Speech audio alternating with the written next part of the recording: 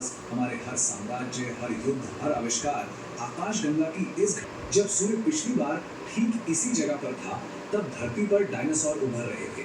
हमारा पूरा मानव इतिहास, हमारे हर साम्राज्य तेज यान पाकर सोलर प्रोब की बात करें, तब भी 6,383,000 मील प्रति सेकंड ये प्रकाश की गति है। पूरे ब्रह्मांड में कोई भी चीज, कोई भी जानकारी इससे तेज यात्रा कर ही नहीं सकती। ये कोई ऐसी तकनीकी सीमा नहीं है जिसे भविष्य के इंजीनियर कभी पार कर लेंगे। बिल्कुल नहीं। ये अंतरिक्ष और समय की संरचना में बुना हुआ एक उसे वही 26,000 साल पुराना हिमयुग ही दिखाई देगा।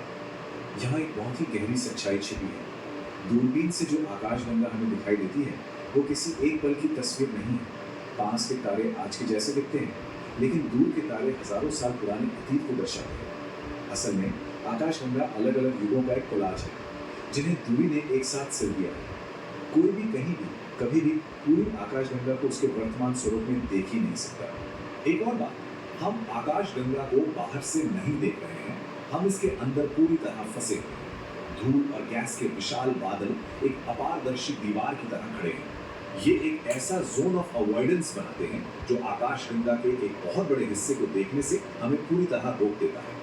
किताबों में जो वो साफ स्पाइरल तस्वीर दिखाई जाती है ना, वो असल में सिर्फ किरण से सराबोर इलाका है। वह हमारी आकाशगंगा की केवल मोटाई है। नक्शों में ये एकदम चपटी सी डिस्क दिखती है, लेकिन ये मोटाई भी कोई जगमगाता हुआ शहर नहीं है। ये वीरान रेगिस्तान है, जहाँ तारों के बीच मीलों या करोड़ों नहीं बल्कि खरबों मील का निर्वात है। तारों के बीच का ये सन्नाटा ही इस आकाशगंगा की सबसे बड़ी और खौफनाक पहचान है। और सुनिए, अभी तक तो हमने सिर्फ तारों की बात की है। आकाशगंगा का गुरुत्वाकर्षण साम्राज्य इससे कहीं ज्यादा बड़ा। महज एक छोटी सी अलाव जैसी लगती है, जिसके चारों तरफ एक खूब अंधेरा और अनंत जंगल है। और अगर हम बाहर निकलने की सोचें, हमारी सबसे करीबी बड़ी आकाशगंगा एंड्रोमेडा 25 लाख प्रकाश वर्ष दूर है। सुनने में ये दूरी असंभव लगती है, लेकिन हमारी अपनी आकाशगंगा के 1 लाख प्रकाश वर्ष के व्यास की तुलना में ये सिर्फ 25 गुना ही तो है। इसका सीधा सा मतलब ये है कि मिल्की वे कोई छोटी सी जगह नहीं है जिससे हम ब्रह्मांड की छलांग लगाएंगे। ये अपने आप में ही वो अथाह गहराई है जो किसी भी वजूद को निगलने के लिए काफी है। हम इसे बड़े आराम से अपना घर कह देते हैं।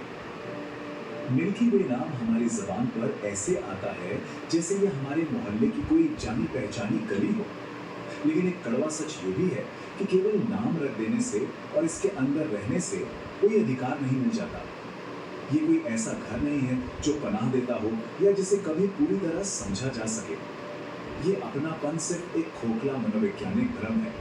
इस खौफनाक तुलना को जरा महसूस कीजिए। इंसान आकाशगंगा के अंदर वैसे ही है जैसे एक विशाल गिरजाघर के अंदर एक दीमक। हमारा वजूद वहां जरूर है, लेकिन चारों ओर जो भी है वो हमारी पहुंच, हमारी समझ और हमारे अस्तित्व से इतना बड़ा है कि हमारा वहां होना या ना होना उस पूरी संरचना के लिए शायद कोई मायने ही नहीं रखता। असलियत यही है, ये तथाकथित घर किसी की रक्षा नहीं करता। ये एक ऐसा विस्तार है जिसे ना मापा जा सकता है, ना देखा जा सकता है और ना ही छुआ जा सकता है। ये बस हमारे चारों ओर मौजूद है, ठंडा, वीरान और हमारी पहुंच से हमेशा के लिए कटा हुआ एक अनंत शून्यता। तो अंत में बस यही एक सवाल रह जाता है। इस ब्रह्मांडीय अगाधता के इस पूरे विश्लेषण से गुजरने के बाद, जब ये बिल्कुल साफ